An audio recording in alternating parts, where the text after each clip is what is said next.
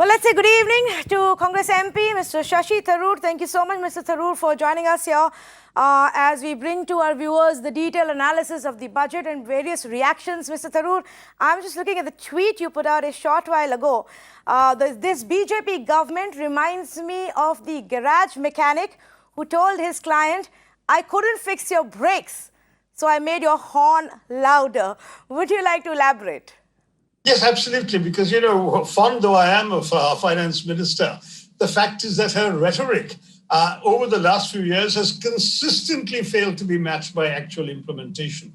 And it looks like the hype. I'll give you a couple of examples. As she mentioned today, for example, 137% increase in the health budget.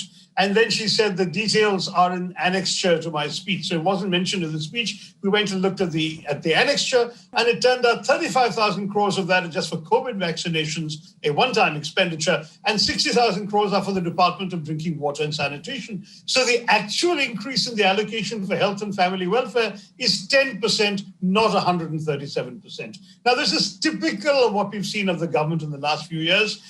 You remember last year, the Prime Minister announcing the big dramatic sort of 20% of GDP boost on the fiscal, that he was giving a fiscal stimulus of 20 lakh crores. The finance minister upped the ante today and said 27.1 lakh crores, 13% of GDP, she said. But all the numbers, when you crack it down, shows a fiscal impact of only 2 lakh crores, which is 1% of GDP. So my worry is the horn sounds very loud, but the economy has been sliding downhill and no one has been able to fix the brakes. And this has been precisely my critique of this government. For the last couple of years, that is getting worse each year. Have you noticed that this year's budget has a disinvestment target of 1.75 lakh crores? Now, you tell me in the last 6 years, have they ever fulfilled their disinvestment targets?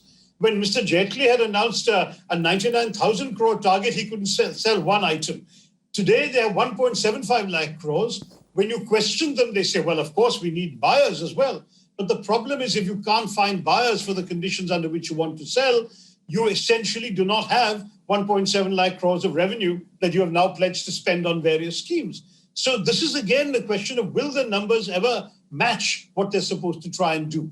And I might add that if you look very objectively at a lot of what they're trying to do, there is this obsession we've seen now with ease of doing business, cheaper credit to business, all of that, which I applaud, but very little concern about how to put money in the pockets of consumers. As you yourself observed, no relief for the salaried classes. The middle class has got no joy out of this budget. They are in a position in which the money that they have put into the pockets of the big industrialists and business people last year has not yet been invested in the economy and generated real jobs. You might now talk about boosting manufacturing, but how will manufacturing thrive if consumers don't have the money to buy what is manufactured?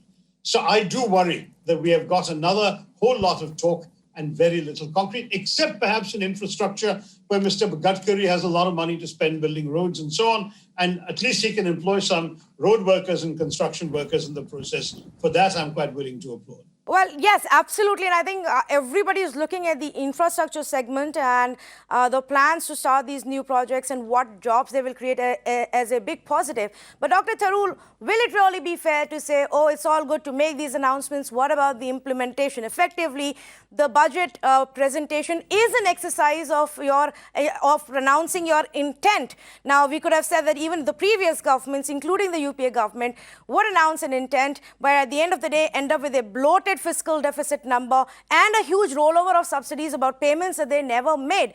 So the intent part, perhaps we could judge the government later on, shouldn't we? Well, look, intent is all very well, but here the problem is this government is not a new government. It's got 6 years of track record of announcing intentions they've never fulfilled. The finance minister quotes Tagore and says, faith is a bird that you've got to flap its wings around the place. The truth is that faith will be based on your prior experience of how that bird has flown. This bird has not flown in the last 6 years, Tanvi, and this is why intent alone is not enough for some of us. I'm actually, honestly, as an Indian, I want to see my country flourish and thrive. I wish this government can actually succeed in doing half the things they say they will do. But where have they ever done it? Ever since the demonetization disaster of 2016, it's been downhill without brakes.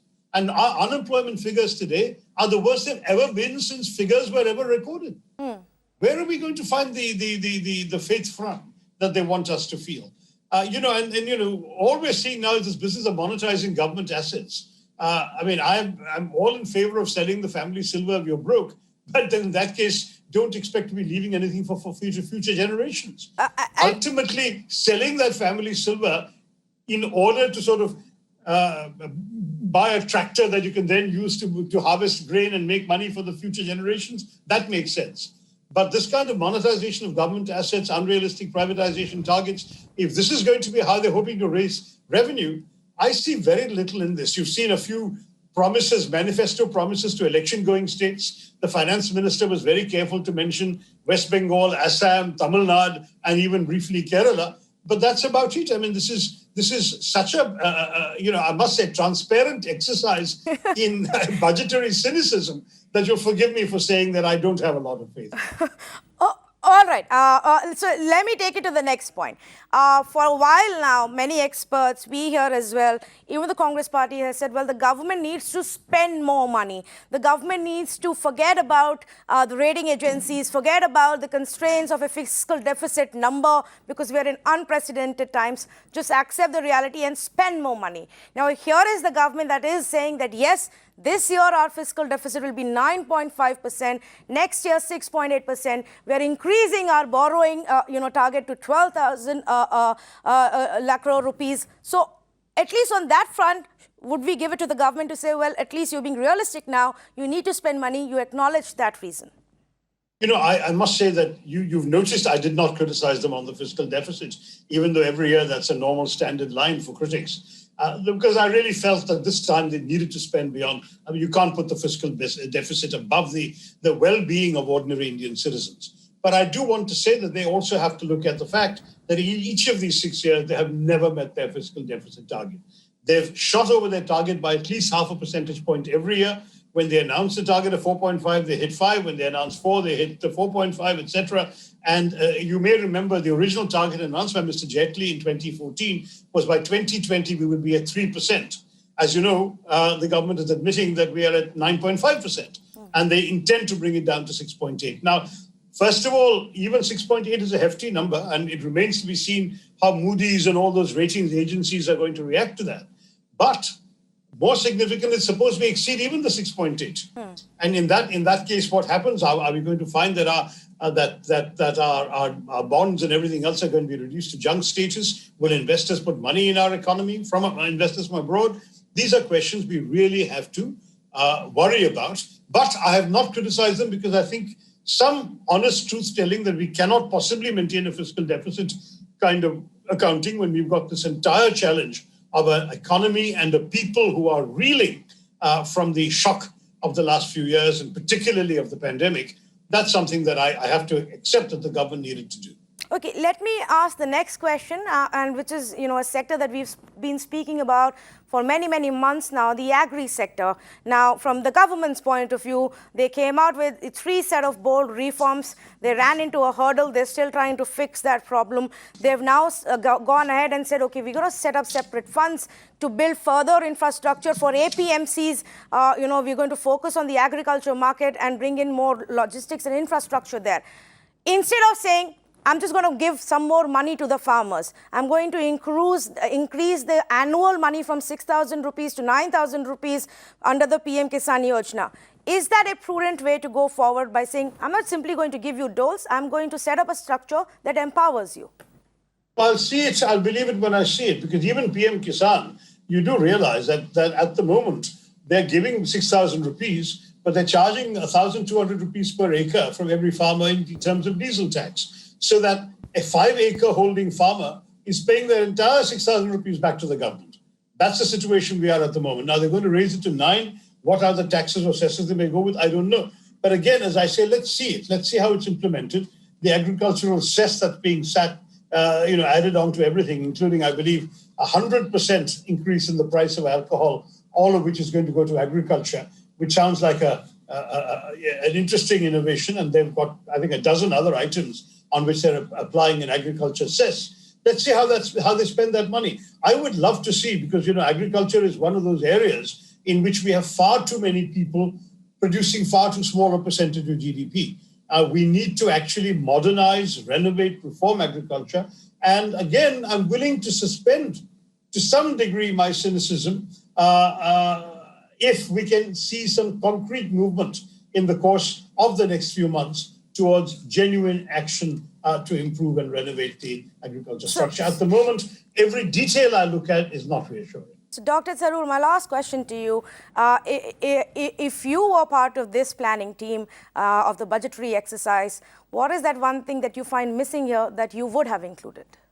Well, I mean, I've already mentioned a number of things and I won't repeat myself, particularly relief for the middle class and so on. But one thing I was very concerned about in the light of what happened in the course of the last year, the loss of 20 Jawans' lives in Ladakh and so on, was there was barely any mention of defense in the actual budget, despite these border hostilities. And in fact, the total increase is not significant enough, given that the total increase about 7% from last year, whereas the Parliamentary Committee on Defense had highlighted that just for modernizing the army, and I'm talking about the previous year, 35% increase was necessary. Now, that's before the hostilities became acute with China. So 35% for modernization in a pre-China hostility environment versus the current acute preparedness we need to be able to equip our military forces with worries me that this has been so completely neglected in the defense budget.